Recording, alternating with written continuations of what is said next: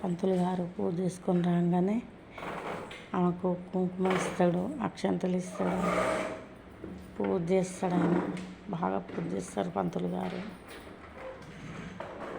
ఇద్దరు ఎలా కూర్చుంటారు, పూజ చేసి ఆయన అన్ని రుద్రాక్ష మాలలన్నీ వేసుకుంటాడు. రుద్రాక్ష మాలలు అనేది 83 ఏండ్లు ఆయనకు, ఈమెకేమో 82 ఏండ్లు అమ్మకు, అయ్యగారికేమో 83. ఇద్దరికి ఒకటే సంవత్సరం తేడా అంట. ఆయన ఎవ్వరు ఉండరు ఇంట్లో, వాళ్ళిద్దరే ఉంటారు ఫ్రెండ్స్. అగో పూజ చేసిండు ఇప్పటిదాకా. రుద్రాక్షలు వేసుకొని పొద్దున 3 గంటలకు లేస్తారు. పొద్దున 3 గంటలకు లేచి చేస్తారు ఫ్రెండ్స్. ఈమె 5 గంటలకు లేస్తుంది, ఆయన 3 గంటలకు లేస్తాడు. పొద్దున్న లేచిన కాంచి ఇప్పటి వరకు పూజ అనేది చేస్తాడు.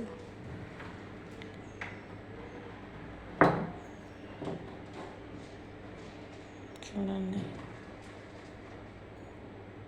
అలా ఇప్పుడు అమ్మ పిలుస్తాడు, లేస్తున్నాడు.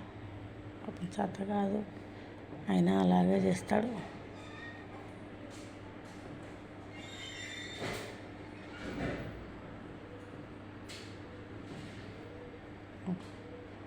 పాపకి లేకపోయినా అలాగే చేస్తాడు.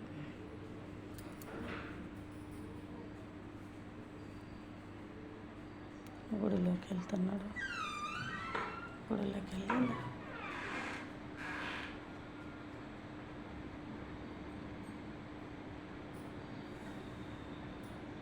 అన్ని తెచ్చుకొని